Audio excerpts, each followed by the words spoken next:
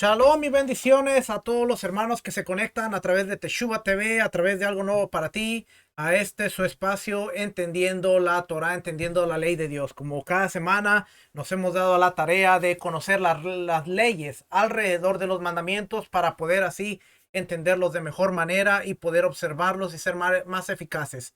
Hemos estado estudiando de la Mishneh Torah de Rambam, este librito de aquí, y ya llevamos el libro 3, primer libro del 3. Hay dos libros en el 3, 3A y 3B.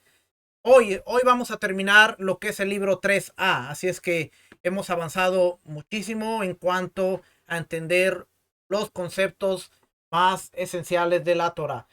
Hoy vamos a estudiar acerca de Yom Kippur, leyes del día de descanso, leyes del descanso del 10º día, Yom Kippur o el día de perdón. Y vamos a aprender mucho de las leyes que hay alrededor de Yom Kippur. Aparte de Mishneh Torah, vamos a leer un poquito del Shulchan Aruch. Y estuve estudiando de la enciclopedia de los mandamientos, el libro número 5, que tiene del mandamiento 263 al 325. Estuve estudiando un poquito aquí porque hay mucha información acerca de lo que es Yom Kippur, pero vamos a ver si podemos cubrir todo esto en una sola clase, ya que no queremos regresar para la segunda parte. Esperamos que podamos cubrirlo, así es que vamos a empezar. Dice aquí, leyes de descanso del 10º día, Yom Kippur o el día del perdón. Incluye cuatro preceptos, dos preceptos positivos y dos preceptos negativos. A saber, número 1, reposar en él de las labores. Número 2, no efectuar en él ninguna labor. 3, ayunar. Y 4, no comer ninguna bebida. Y yo le puse por aquí algunas notas, pero no sé si se puedan ver. Obviamente no, porque se salió. Obviamente no. Así es que le puse por ahí unas notas. Déjenme ver por aquí. Dentro de las notas que le puse, vamos a estar viendo. Se salió de todo el programa.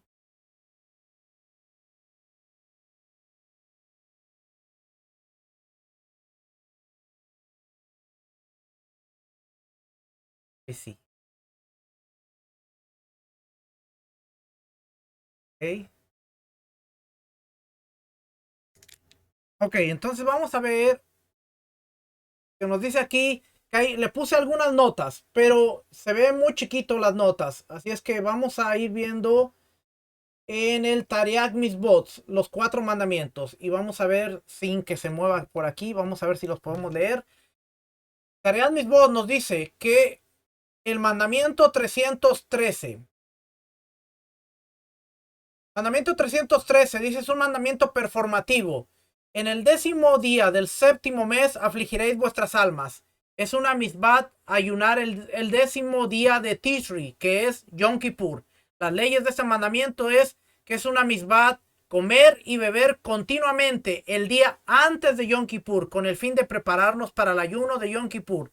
De hecho, Hazal o los sabios nos enseñan que el día antes de Yom Kippur es el único día del año en que es una misbah comer, simplemente comer cualquier comida es una misbah y está prohibido ayunar. Sin embargo, cualquier otro día del año se permite ayunar, incluso en Shabbat y Yom Tov o los días de fiesta. Uno puede ayunar si tuvo un muy mal sueño la noche anterior. Estamos obligados a agregar algo del día de la semana a la santidad del día santo. Por lo tanto, debemos comenzar el ayuno un poco antes del crepúsculo. Del mismo modo, debemos agregar un poco del día de la semana al día sagrado al final de Yom Kippur. En otras palabras, debemos ayunar hasta que sea definitivamente de noche. Es costumbre preparar una comida que se comerá inmediatamente antes del ayuno. Esta comida se llama ¿dónde está? Se llama Seudá Hamasekes. Además de la prohibición de comer y beber en Yom Kippur, Hazal promulgó varias otras prohibiciones. Estas son: está prohibido usar zapatos de cuero, Está prohibido lavarse o bañarse el cuerpo, excepto si se quiere quitar la suciedad del cuerpo. Está prohibido ungir el cuerpo con algún tipo de ungüento o loción. Y está prohibida la convivencia matrimonial. Oiga, ponga atención aquí porque dice, está prohibido usar zapatos de cuero. Ya le voy a explicar ahorita por qué. Está prohibido lavarse o bañarse el cuerpo, excepto si quiere quitar la suciedad del cuerpo. Y está prohibido ungir el cuerpo con cualquier tipo de ungüento o loción. Y está prohibido la convivencia matrimonial, o sea, las relaciones sexuales. Estos son los sabios los que instituyeron esto. Ahora, obviamente, si usted va a ir a un ayuno y va a estar todo el día sin comer, obviamente no quiere agregar aflicción a las personas que van a estar al lado de usted. Los judíos ortodoxos no usan desodorante, no se lavan los dientes, no usan todo ese tipo de cosas, pero yo pienso, personalmente yo pienso que es ir un poquito al extremo, porque imagínese, usted está encerrado, va a estar encerrado en un cuarto 24 horas, orando, ayunando, y va a estar alrededor de gente, y si usted no usó desodorante, no se lavó los dientes, va a ser un poquito más incómodo estar alrededor de las personas. Desde ese punto, usted no se va a arreglar como si fuera un día normal, pero al menos se va a lavar los dientes y se va a poner de un modo presentable que pueda estar alrededor de otras personas.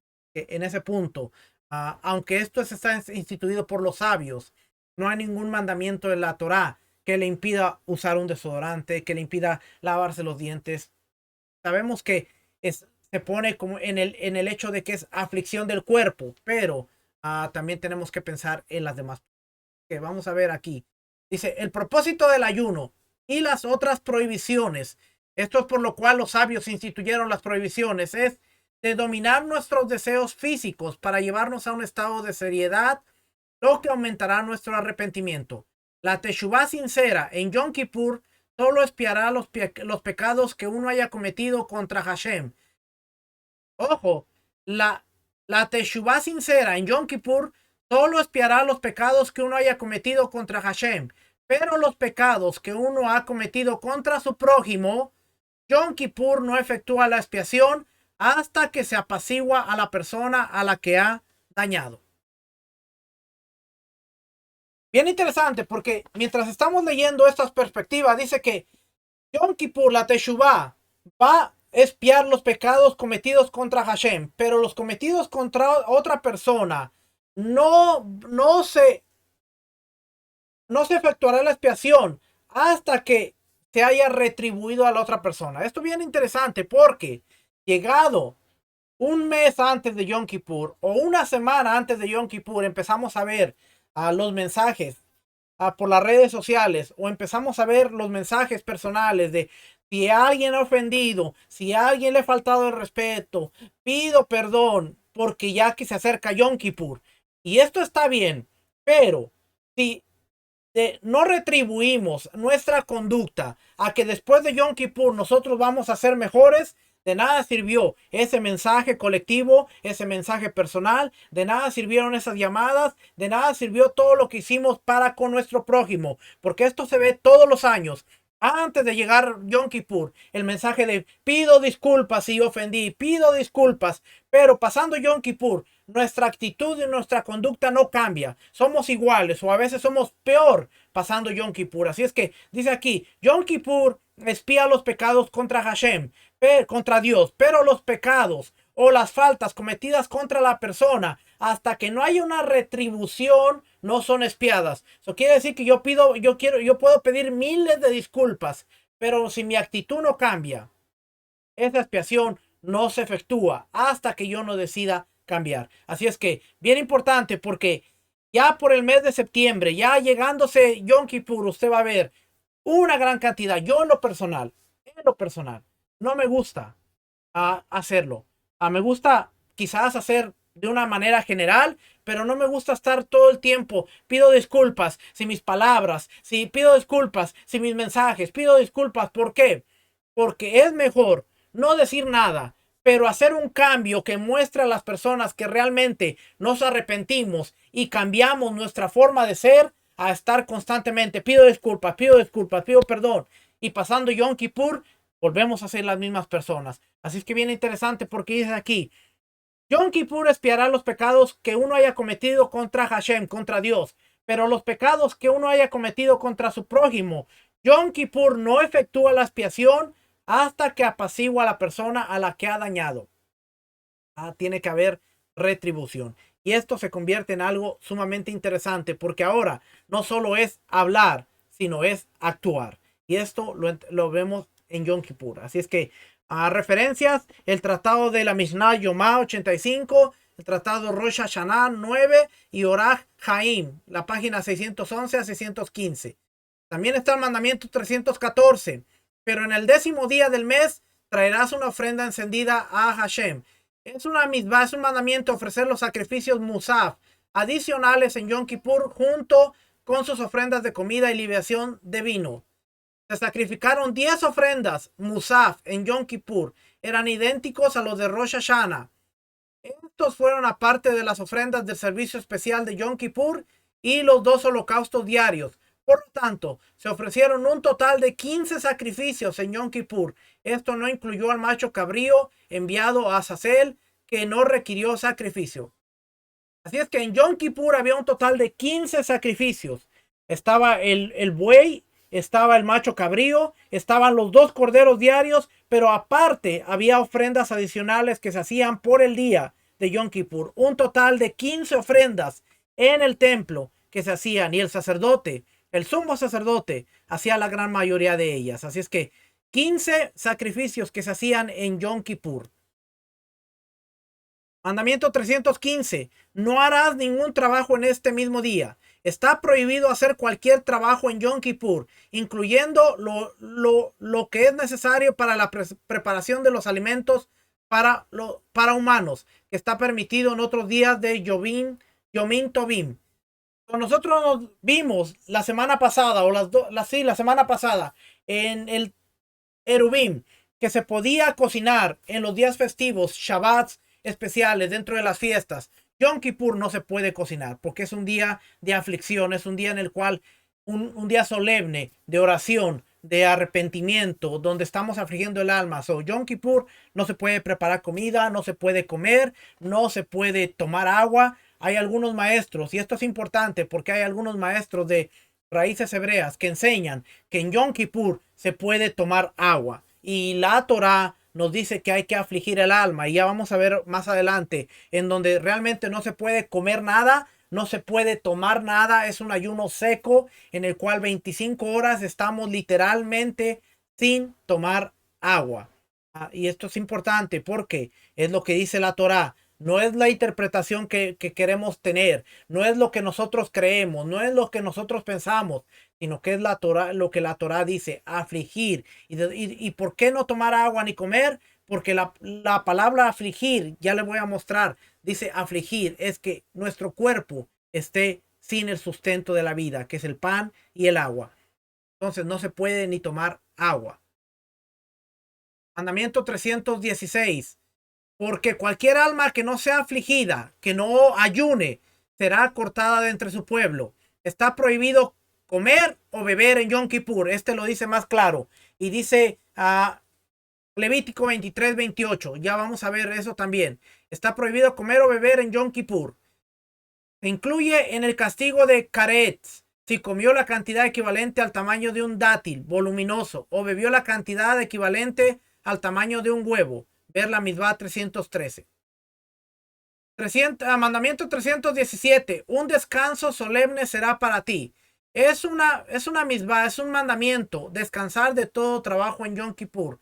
Leyes. Con respecto a los trabajos prohibidos, no hay diferencia entre Yom Kippur y Shabbat, excepto por el castigo que uno incurre si se hace deliberadamente. Donde en Shabbat el castigo es la muerte por lapidación, en el caso de Yom Kippur es ser cortado. Una de las razones de esta misma es que no debemos distraernos con nada, en absoluto, a fin de concentrarnos por completo en pedir perdón a Hashem en el día designado para el perdón de las malas acciones. Y está el mandamiento 318 también. Ese es Sukkot. Ahí termina. Entonces 317. Vamos a regresar. Vamos a leer. Vamos a leer Levítico 23. Y ahorita regresamos al Mishneh Torah. Levítico 3. Vamos a ver qué dice aquí.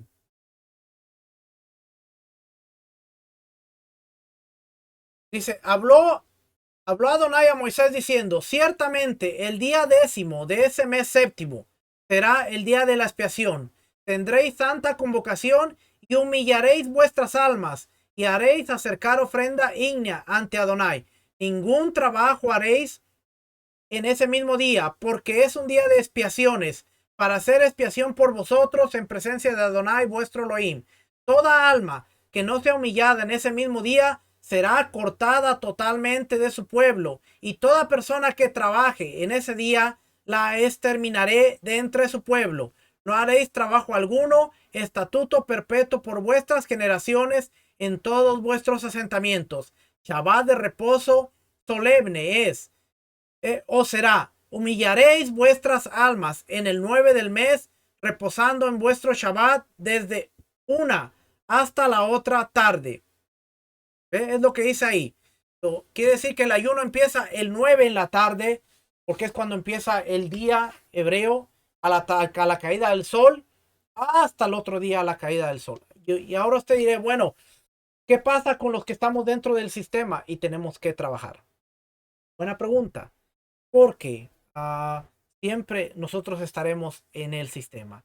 Pero nosotros tenemos que hacer lo posible por esforzarnos. Sabemos las fechas con anterioridad y podemos planear, podemos ver si desde un año antes, poder ver si podemos tener el día. Si no lo podemos, entonces si tenemos que trabajar, usted tiene que trabajar y tiene que ir. Ahora, la pena de ser cortado totalmente del pueblo era para aquel que tenía la posibilidad de hacerlo y no lo hacía. Era una rebelión voluntaria. Ahora, usted que tiene que trabajar y que aunque quisiera estar en el ayuno, usted tiene que estar en un trabajo. Seguimos orando a Dios, seguimos orando a nuestro Rey para que nos permita tener el tiempo, para que nos permita tener el día para nosotros poder hacerlo correctamente. Pero mientras, esforzarnos hasta donde nuestras posibilidades nos den, a ser fieles en lo que cabe de nuestra posibilidad. Más allá, solamente podemos seguir orando para que el Padre abra puertas. Pero si usted tiene la posibilidad y usted no ayuna y usted voluntariamente se va a trabajar, entonces voluntariamente está cometiendo un pecado de rebeldía. Si es su responsabilidad y usted tiene que trabajar, usted no debe sentirse con esa carga extra de decir, bueno, no estoy haciendo algo que debería hacer, porque está imposibilitado de hacerlo. Así es que en esa parte tenemos que entender que estamos en la dispersión, estamos fuera de la tierra, estamos en un sistema, y mientras estemos dentro del sistema, lo único que podemos hacer es esforzarnos en la mayor de nuestras posibilidades para hacerlo correctamente.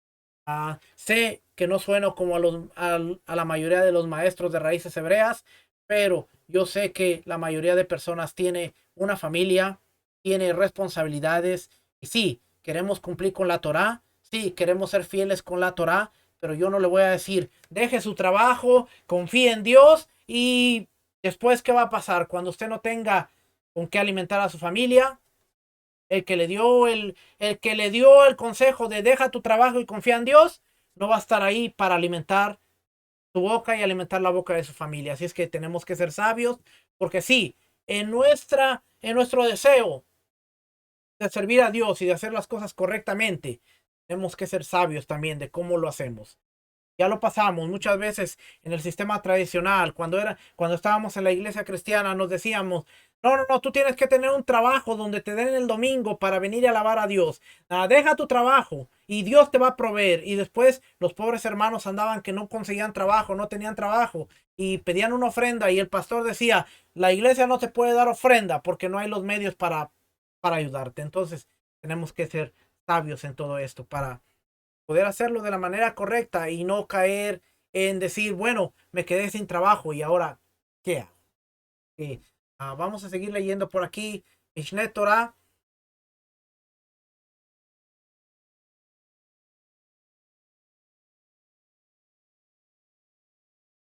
Es un precepto positivo abstenerse de realizar labores en el 10º día del mes, del 7º mes de Tishrei, como os pone Yom Kippur. Es para ustedes Shabbat, Shabbatom, o sábado de sábados.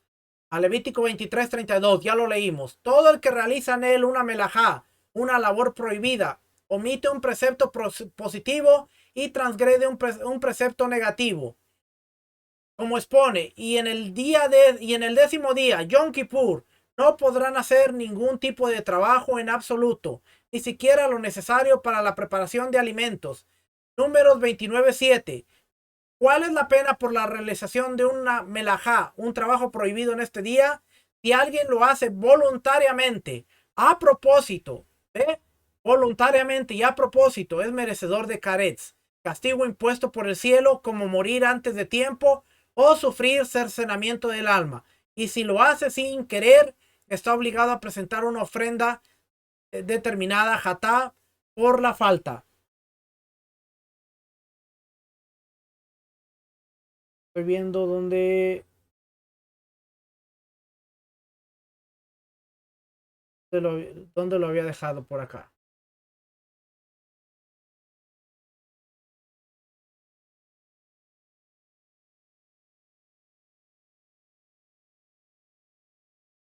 Si había ahí testigos que le advirtieron de la prohibición de hacer esa acción y de su castigo debe ser apedreado, si lo hace involuntariamente debe presentar una ofrenda fija, jatá, por la falta.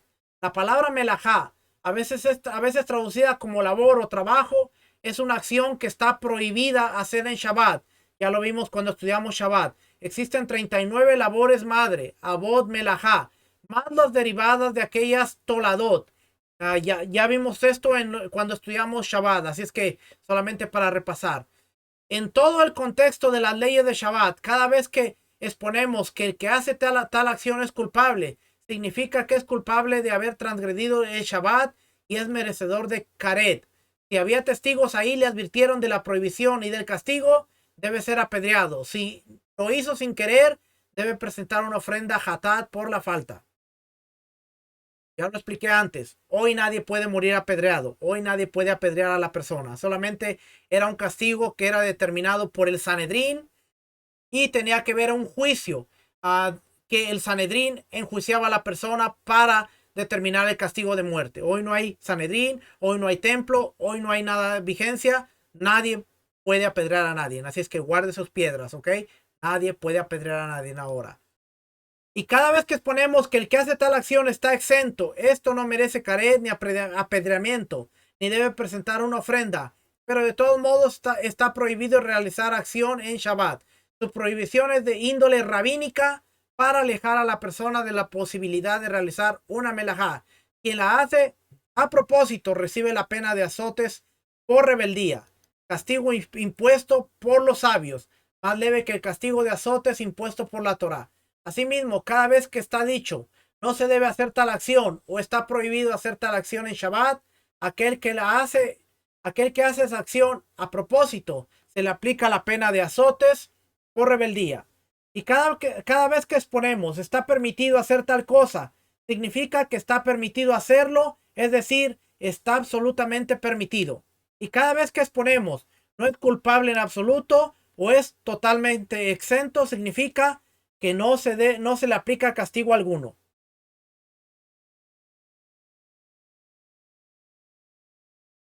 Dice la intención de hacer una melajá. Alguien puede arrastrar una camilla, un armario similar a melajá. Esto ya la vimos aquí. ¿Ok? Que déjeme ir aquí a regresar aquí a la parte.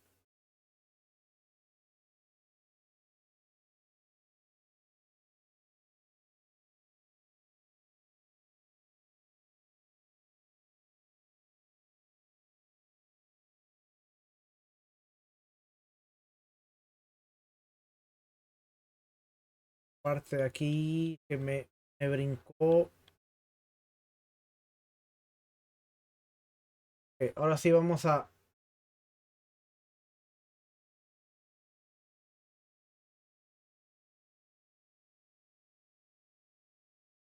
Dice aquí, penas por la profanación de ese día. Toda melajá cuya transgresión adrede en Shabbat es punible con el apedreamiento. Si alguien la transgrede a propósito en el 10º día, Yom Kippur es penado con caret, y toda melajá por la cual se debe presentar una ofrenda por falta, si fue realizada en Shabbat, también es obligado a presentar una ofrenda a Hatá. Okay.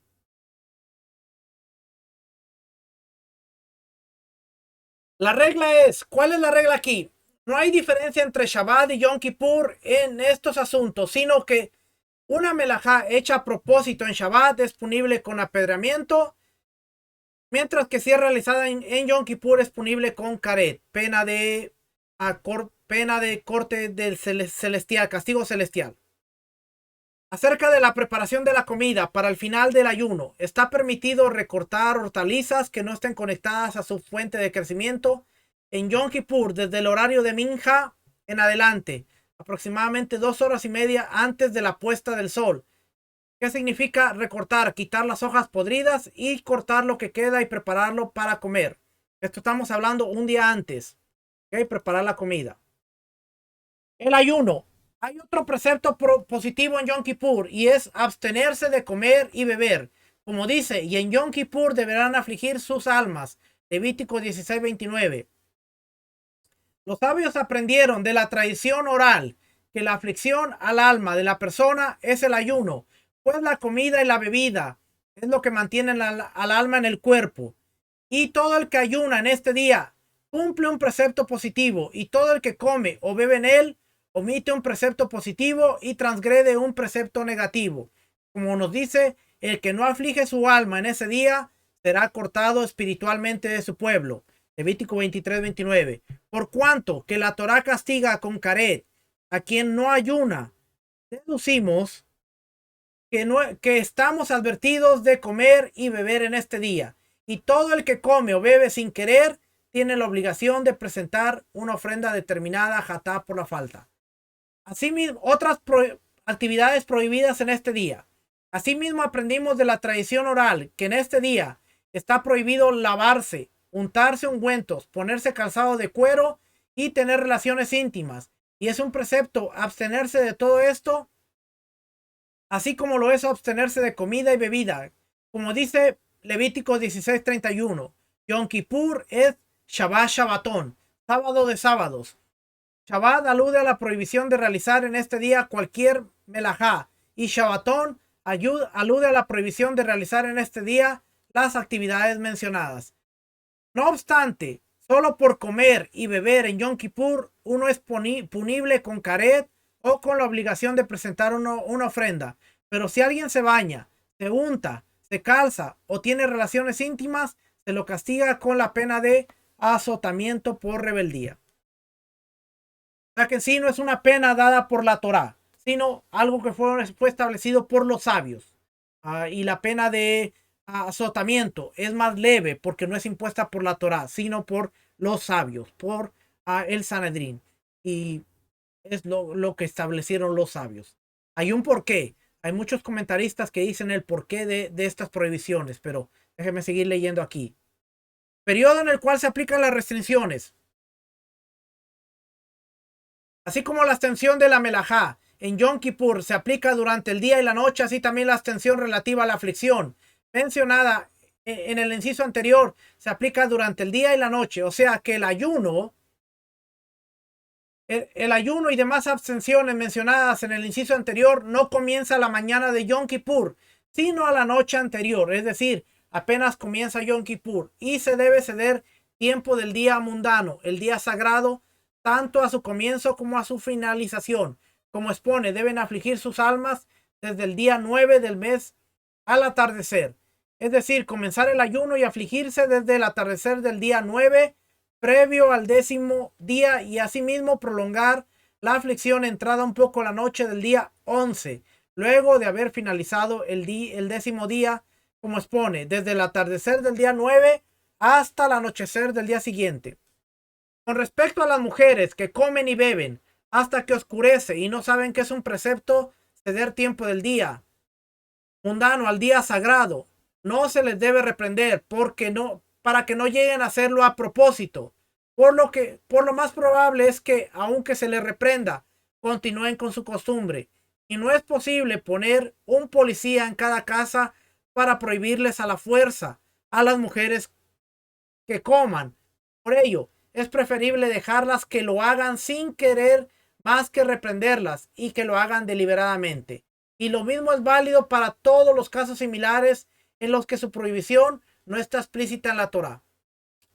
Esta es una explicación interesante porque dice, si la mujer no sabe que debe dejar del tiempo, debe dejar de comer antes, dice que debe que comen y beben hasta que oscurece y no saben que es un precepto dejar o empezar desde el atardecer, no se les debe reprender, sino que se les debe enseñar, ya que no se puede poner un policía o no se puede de alguna manera imponer la Torá obligatoriamente, y se debe enseñar que las mujeres aprendan, ya que el que estudiaba Torá en ese entonces era el hombre y era el que tenía la responsabilidad y la obligación de poder enseñar a su mujer en cuanto a los preceptos de la Torá. Capítulo 2 dice detalles acerca de la prohibición de comer y beber. A brincarnos un poquito de aquí, ya que esto nos habla de las medidas, los alimentos que están permitidos. Tanto el que come alimentos permitidos como el que come alimentos prohibidos, como ser pijul o sacrificios que fueron ofrendados, teniendo en mente consumirlos o quemarlos fuera de los plazos previstos. Remanente de las ofrendas una vez transcurrido el plazo para ser ingeridos.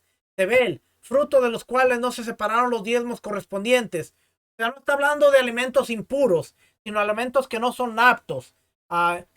No, ya sea que sea un alimento kosher, un alimento que es kosher pero que no es apto, que se profanó, no se puede comer por el día santo, que es sagrado.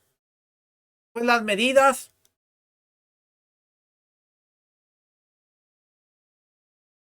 Enfermos y embarazadas. Esto sí lo vamos a ver. Si un enfermo en peligro pide comer en Yom Kippur, aunque los médicos digan no necesita, se le da de comer, de acuerdo a su solicitud, hasta que diga es suficiente. Si el enfermo dice no necesito comer y el médico dice necesita, se le debe dar de comer de acuerdo a su indicación. Esto es, si se trata de un médico con experiencia. Si un médico dice que necesita comer y otro médico dice que no necesita, se le debe dar de comer. Si algunos médicos dicen que no necesita comer y otros dicen, algunos médicos dicen que necesita comer y otros dicen que no necesita, se define tras la mayoría o tras los médicos expertos.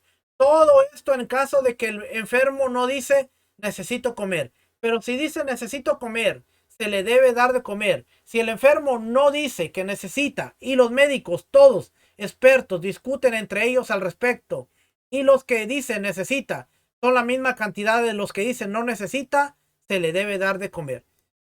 ¿Qué quiere decir esto? Que Yom Kippur, por ser un día donde se ayuna, se debe tener especial cuidado con la enfermedad, con los enfermos, porque la vida está sobre los mandamientos de la Torah. Y no por querer ayunar vas a poner en riesgo tu vida. Si tú tienes una enfermedad crónica, si tú tienes una enfermedad en donde tú necesitas comer, tú tienes que estar vigilando tu cuerpo y vigilando tu sistema, tus síntomas, para ver hasta qué punto tú puedes realmente ayunar. Y si hay un punto en donde tú necesitas comer, tú tienes que comer. Tú no tienes que esforzar tu cuerpo al límite de decir yo puedo sacar un día sin comer, sino siempre tienes que haber la responsabilidad de decir yo sé hasta dónde puedo llegar y hasta dónde puedo. Si tú tienes diabetes, tú tienes cualquier enfermedad que tú requieres de un alimento, por más que quieras ayunar 25 horas, si tu cuerpo no te da para ayunar 10, 12, 15, 20 horas, tú tienes que hacerle caso a tu cuerpo y tú tienes que alimentarte, porque Dios no te va a recriminar el hecho de que tu cuerpo no te dé para estar en ayuno las 24 horas. Yo, por ejemplo, yo tengo que estar cuidando mi cuerpo constantemente para poder ver hasta qué punto puedo ayunar. Y en los 3 años que han pasado, yo he tenido que estar constantemente checando mi cuerpo para ver hasta qué punto. Y bendito sea Dios, bendito sea su nombre. He podido completar el ayuno de 25 horas. No he tenido problemas, no he tenido complicaciones, no he tenido nada. He podido lograr el ayuno, pero ha sido un constante chequeo durante el día. ¿Por qué? Porque yo tengo el riesgo de que si mi cuerpo de repente se baja el azúcar, tengo que comer porque puedo tener complicaciones. Así es que ah, constantemente estoy vigilando. Yo me acuerdo la primera vez que fui a una quejilá y el pastor me conocía y sabía. Cada rato venía, me checaba, cada rato me ponía la mano, cada rato me observaba. ¿Estás bien? ¿Estás bien? Aún él me decía, ¿estás bien? Sal. Y yo traía en mi carro, yo estaba preparado, traía alimentos. Ve a tu carro, come. Yo le decía, tranquilo, estoy bien, tranquilo, yo estoy bien. Pasaba una hora, ¿estás bien? Tranquilo, estoy bien. Pasaba otra hora, tranquilo, pero bendito sea Dios que pude lograr. Y no he logrado uno, he logrado 3 ayunos. Y no de 23 horas o de 24, de 25, de 26. Y el último, creo que el de más horas que logré fueron casi 27 horas. Y no fue porque quise, sino porque en el lugar en que estábamos, completamos las 25 horas y de ahí salimos y hasta que pudimos encontrar un lugar donde comer, nos dio una hora y algo más. Así es que casi se completaron las 27 horas esa vez en el ayuno, que fue tremendo. Pero usted tiene que saber su cuerpo, conocer su cuerpo. Y la Torá no le impone un ayuno si su cuerpo no le permite ayunar las 25 horas. ¿Sí? Y aquí estamos leyendo aún del Mishneh Torah que dice, si el enfermo dice necesito alimento, hay que darle alimento. Si el médico dice no necesita alimento, pero el enfermo dice necesito, hay que darle alimento. Si una mujer embarazada huele determinada comida y tiene antojo de esta, se le debe susurrar al oído que es Yom Kippur. Si con este recordatorio se calma, bien. De lo contrario, se le debe dar de comer hasta que se sienta aliviada. Asimismo, el que está debilitado por un ataque de bulimia debe ser alimentado hasta que se restablezcan sus ojos. Aunque sea carne, nevela, animal no faneado ritualmente o alimento prohibido, se le debe dar inmediatamente. No se debe esperar hasta que encontrar alimentos permitidos.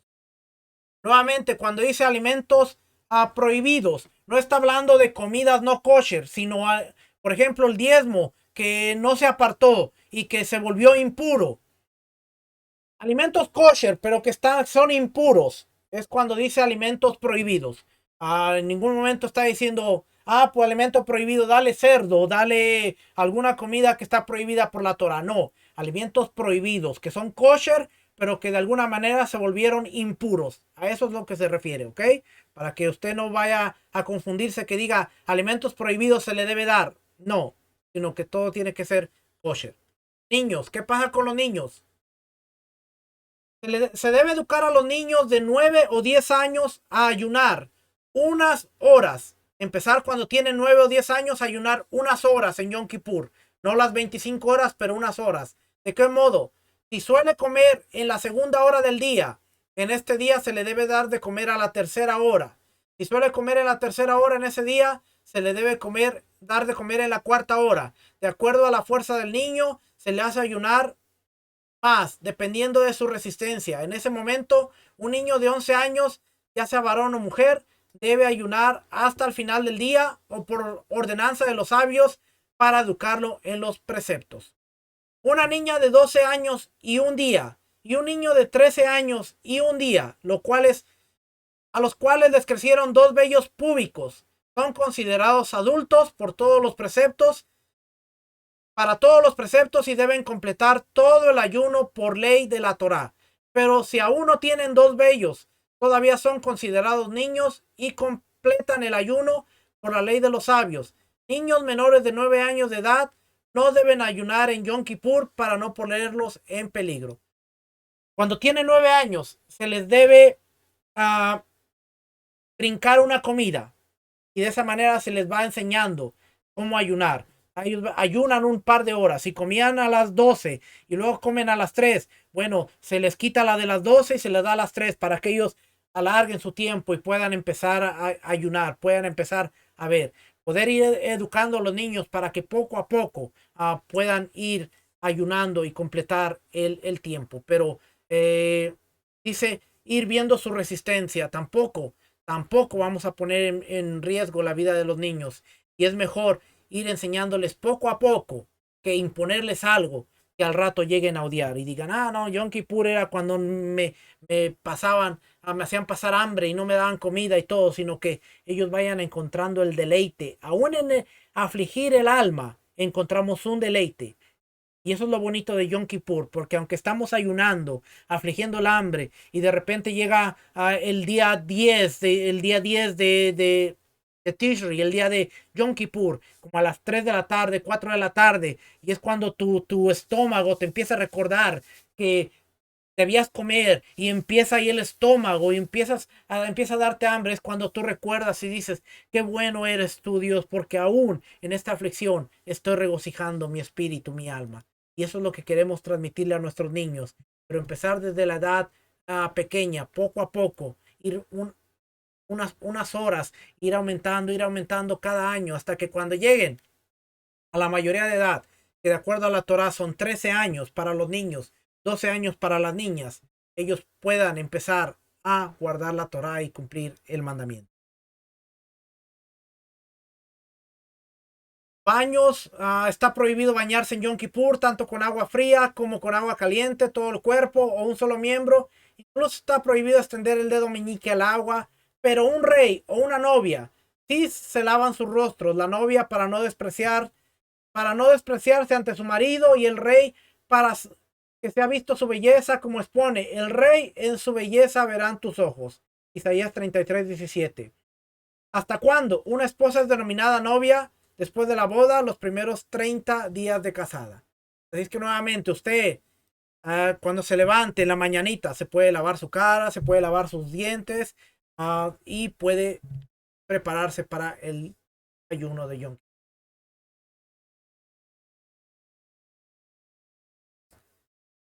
Tres dice en la actualidad que está permitido rezar sin ir al baño ritual después de una polución.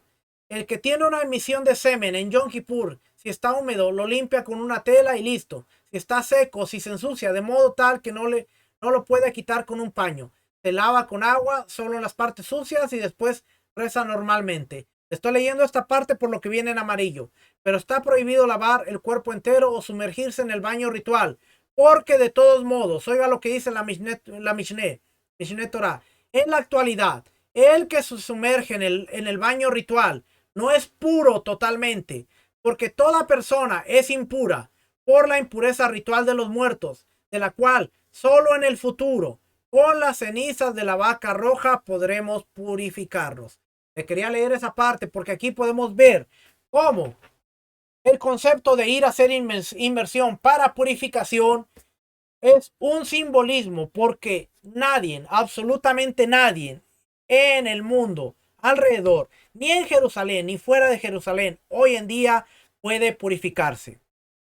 El ir a hacer una inmersión antes de Pesach, antes de Sukkot, antes de Yom Kippur, es un simbolismo que usted puede hacer, pero eso no le garantiza de que usted se está purificando, porque al salir del agua, usted está tan impuro como aquel que no fue a sumergirse.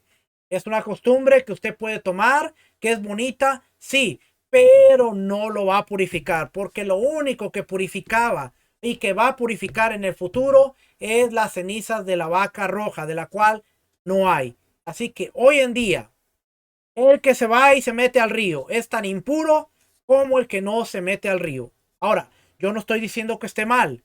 Es una costumbre bonita y las congregaciones que lo hacen pueden hacerlo con la mentalidad de que es un ensayo para cuando venga el Mesías sabemos que tenemos que hacer una inversión y una purificación con las cenizas de la vaca roja. Pero el usar el concepto de decir, vamos a hacer inmersión para purificarnos, es un concepto que estamos utilizando mal.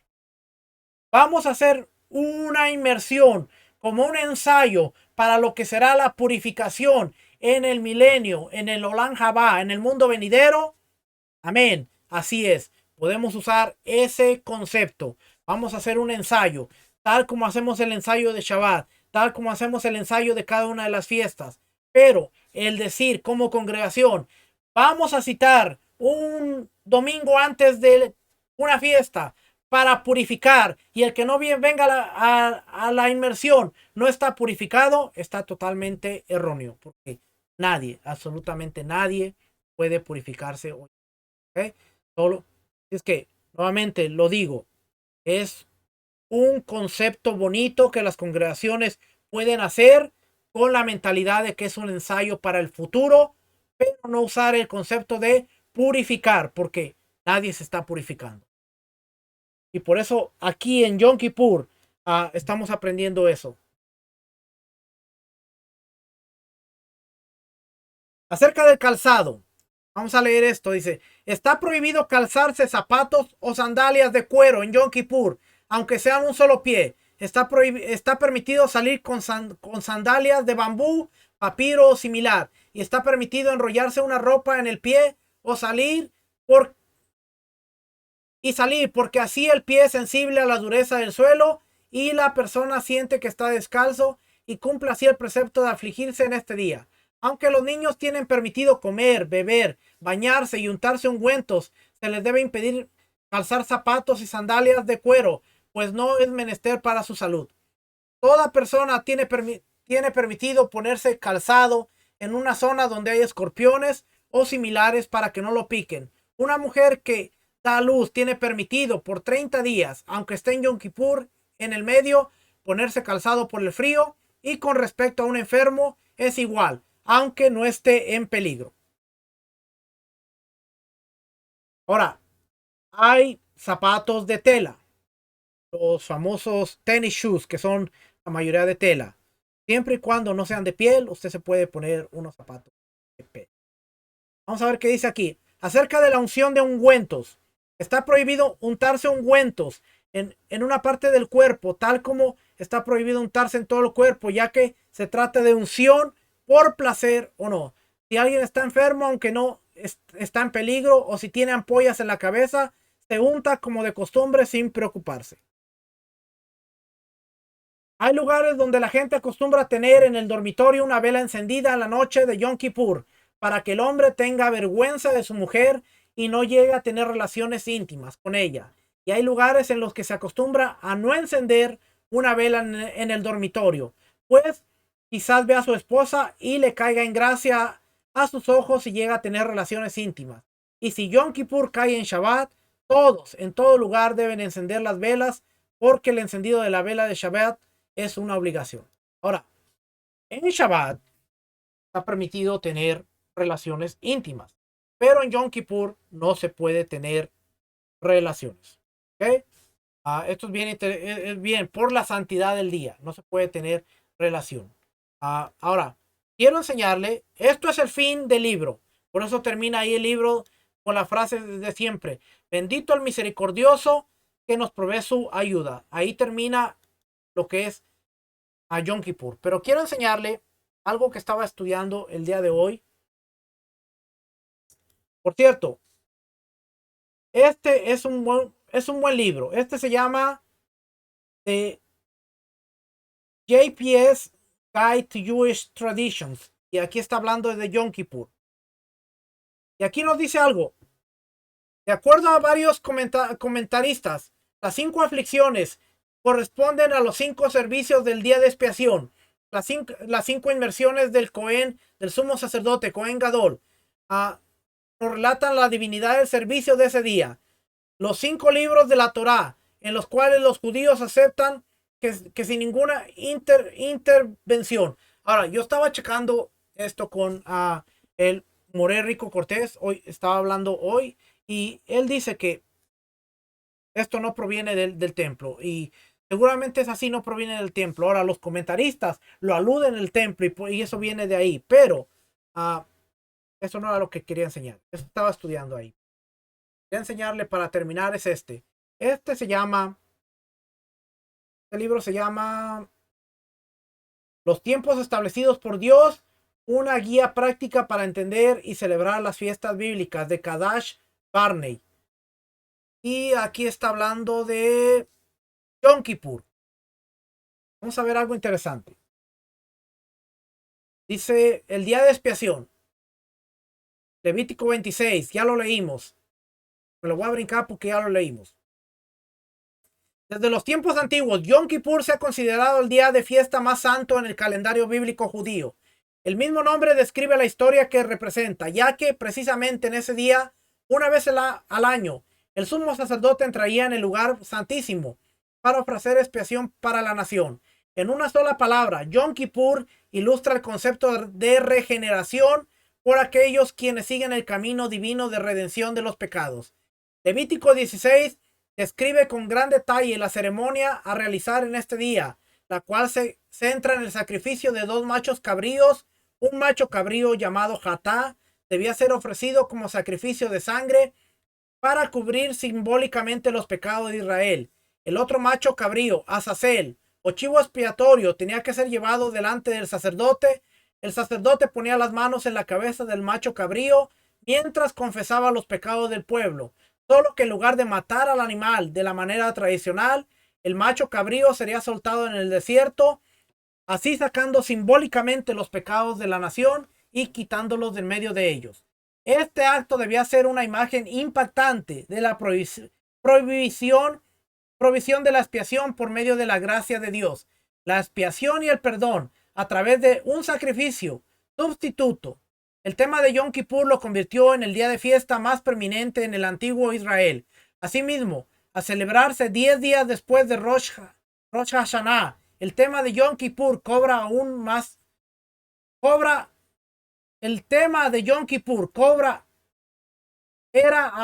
importante.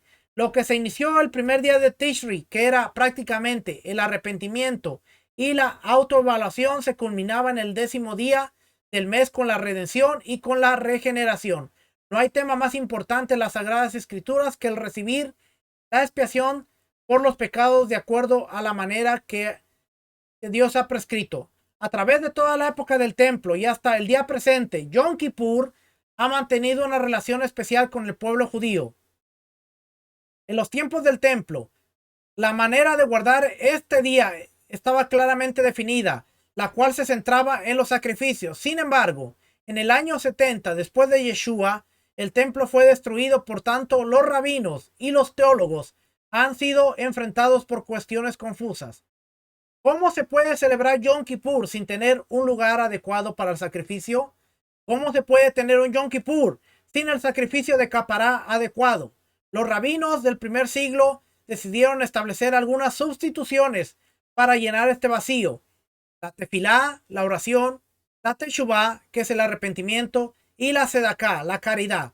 Reemplazar los sacrificios en la manera moderna de guardar Yom Kippur. Esto implica porque la observancia moderna es tan diferente de lo que eran los tiempos bíblicos. Existen sectas judías ortodoxas que todavía ven la necesidad de que el templo y los sacrificios de animales sean restaurados en Israel. Existe un grupo llamado Temple Mount Faithful, los fieles del monte del templo, que se encuentran muy ocupados reproduciendo las vasijas santas y las vestiduras sacerdotales en preparación para el templo venidero. Ya han intentado inclusive colocar la piedra angular en el monte del templo en Jerusalén, creyendo firmemente que tal estructura volverá a edificarse muy pronto. Vamos a brincarnos aquí a esta parte de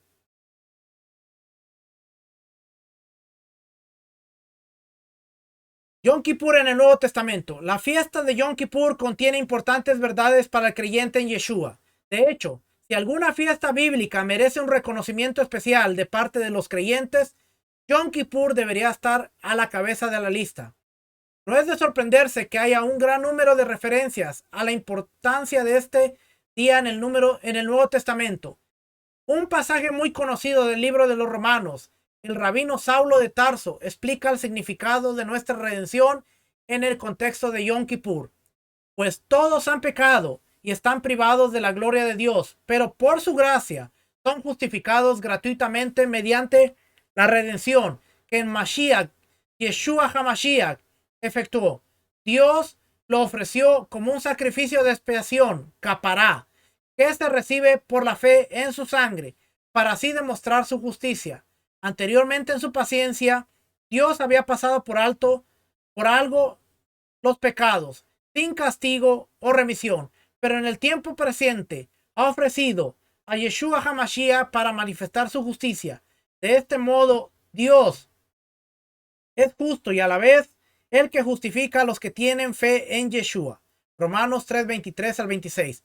La palabra traducida como capará, propiciación, es algo malentendida hoy en día, ya que no es de uso común. La palabra griega contiene la idea de apaciguar a un dios griego, iracundo, mientras que hay algo de relación. La palabra equivalente en hebreo es más clara. Capará significa mucho más que apaciguar. También significa redención o perdón, un término con el que cualquier judío del primer siglo se podía identificar. En la cruz, el Mesías Yeshua fue expuesto como nuestro capará, nuestro sacrificio, la realización de lo que significa Yom Kippur.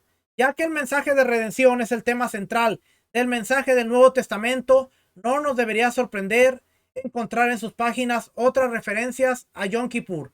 Hacia el final del libro de los Hechos, el rabino Saulo de Tarso se encuentra en la última fase de su famoso viaje a Roma para apelar a los cargos políticos que había en su contra. Al hablar de la tormenta peligrosa que se había desarrollado, el escritor hace una referencia que declara que había pasado ya Yom Kippur. Esto se encuentra en Hechos 27:9, que dice: y habiendo pasado mucho tiempo y siendo ya peligrosa la navegación por haber pasado ya el ayuno, el ayuno era Yom Kippur, Pablo les amonestaba. Esto corresponde a las condiciones inclementes del clima para navegar, ya que estuviera sucedido ya avanzado el otoño de aquel año. En Lucas 4:16 al 22, Yeshua es llamado a leer la Torá en la sinagoga local en Nazaret. Después de leer el poderoso mensaje de Isaías 61, pronunció otro mensaje sencillo pero impactante. Proclama ser el Mesías, el ungido que liberaría a los cautivos. Algunos de los rabinos clásicos han creído que este pasaje contenía las mismas palabras que el Mesías pronunciaría a Israel cuando viniera. El léxico del rabino David Kimhi, como cita en el A Manual of Christian Evidence for Jewish People, un manual de evidencias cristianas para los judíos, volumen 2, página 76. El hecho de que este pasaje hable del Mesías como liberador del pueblo judío llevó a otros rabinos a especular que el Mesías aparecería en Yom Kippur, en un Yom Kippur muy especial en el año del jubileo. Ver Levítico 25:10. Y ojo, porque aquí hay algo interesante. Le estoy leyendo todo esto para que usted vea que los rabinos dicen que el Mesías aparecería en un Yom Kippur muy especial en el año del jubileo. En el libro de Joseph Good, Rosh Hashanah se llama. Y no me pregunte dónde está porque no lo voy a encontrar. El libro de Joseph Good, Rosh Hashanah. Él habla y él dice que el Mesías será manifestado en Yom Kippur.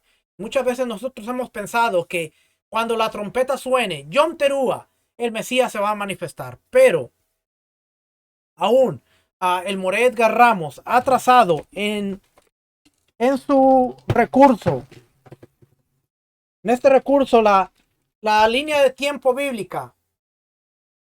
La línea de tiempo bíblica. Él tiene aquí en los últimos días. Usted ve, déjeme ver si lo puedo ver aquí.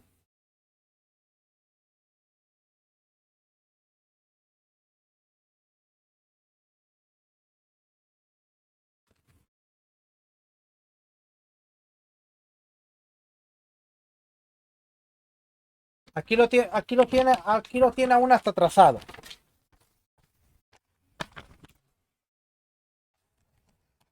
A ver si se ve.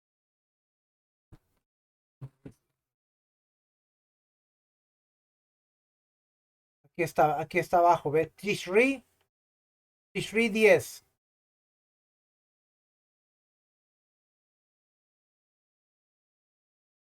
Está, Tishri. La cámara se autoenfoca ahí.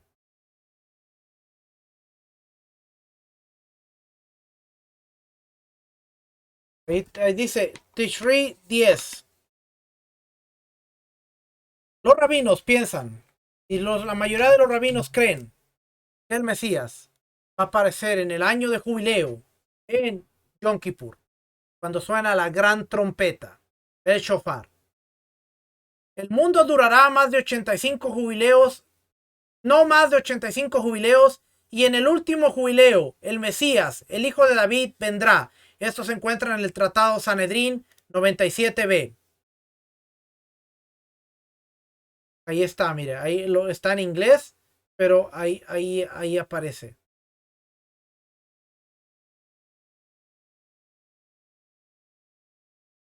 El hijo de David vendrá en el último. ¿Ve? Ahí dice, el mundo durará no más de 85 jubileos y en el último jubileo, el Mesías, hijo de David, vendrá.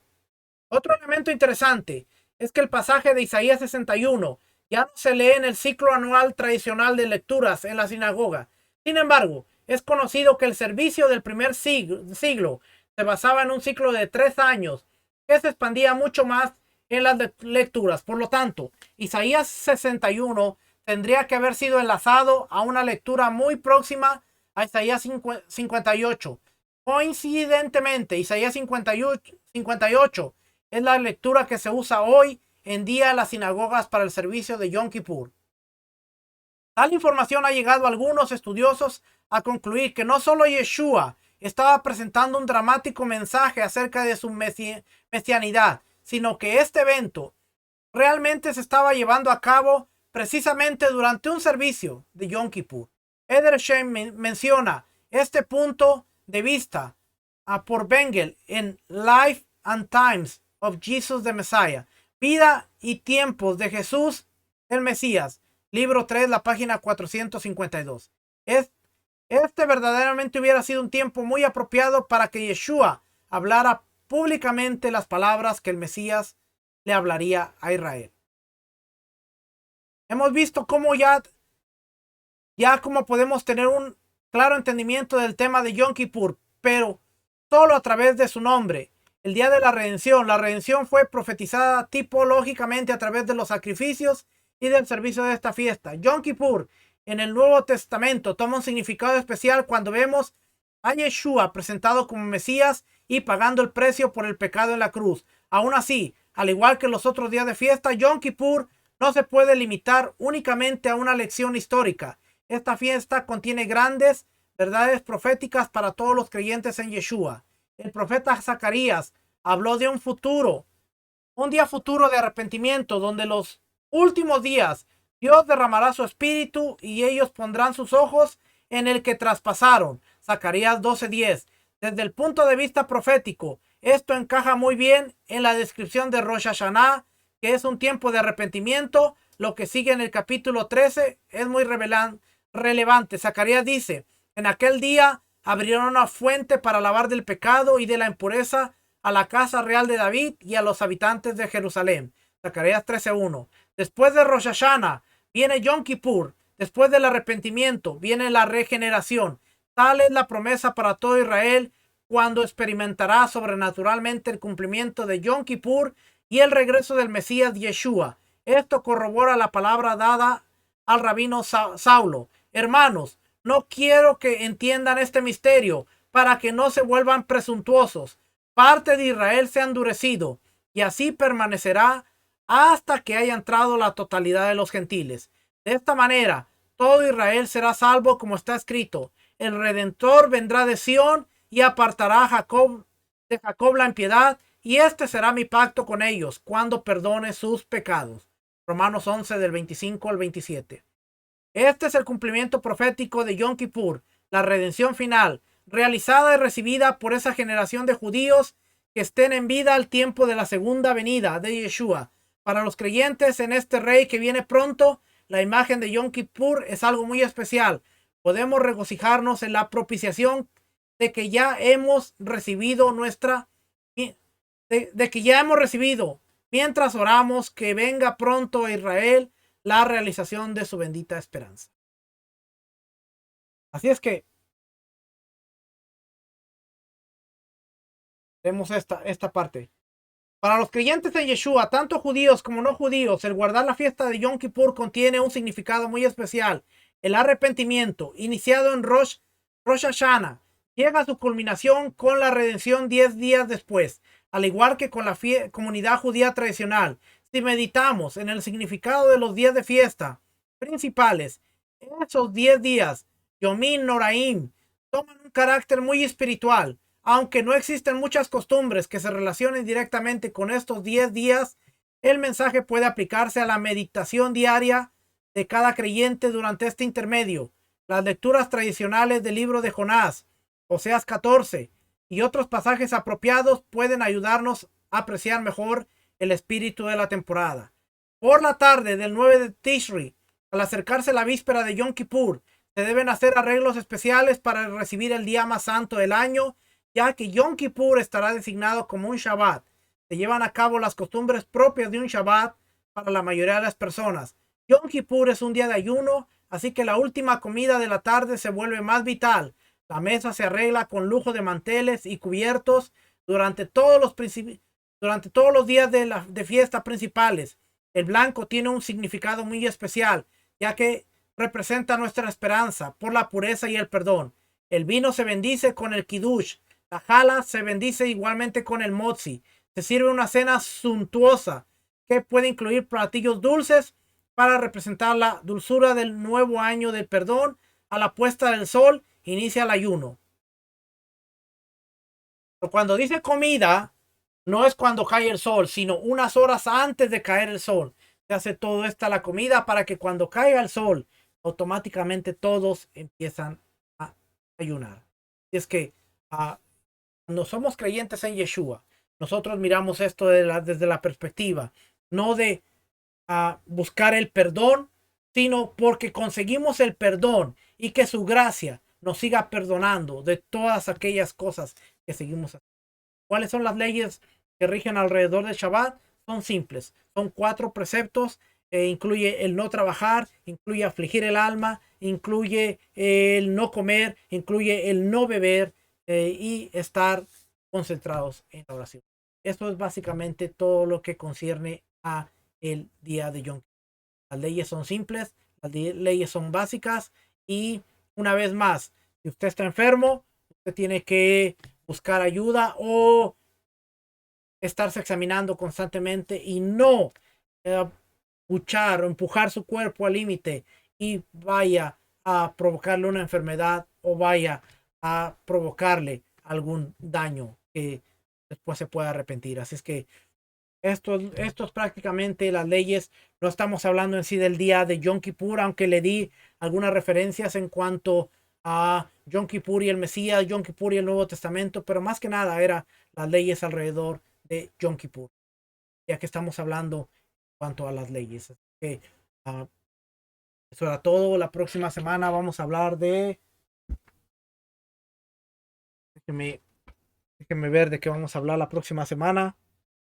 Va a ser el libro 3b y vamos a empezar con leyes de reposo en las festividades.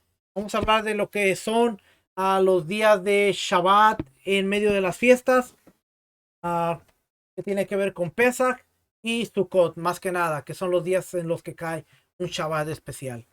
También el día de Shavuot, que hay un Shabbat especial, y vamos a estar hablando de ello la próxima. Esperamos que sean de bendición las clases y podamos ir aprendiendo un poquito más. Ya acercándose el tiempo de Yom Kippur, vamos a hacer una clase más detallada en cuanto a lo que es Yom Kippur, por qué debemos celebrar Yom Kippur. Y algunos dicen, no, pero ya en el Mesías ya no debemos ayunar. Bueno, Si nosotros leemos la Biblia, dice claramente estatuto perpetuo por vuestras generaciones. Tenemos que ver que aunque el Mesías vino y aunque nos dio redención, a las fiestas y los mandamientos siguen vigentes. Ahora, no ayunamos para buscar el perdón de Dios como lo hacía el antiguo Israel, sino ahora tenemos el entendimiento de que a través del Mesías ha alcanzado el perdón de los la próxima semana. Esperamos que sean de bendición y que pueda acompañarnos para seguir aprendiendo. Que nos les bendiga, que le guarde. Shalom. Bendición.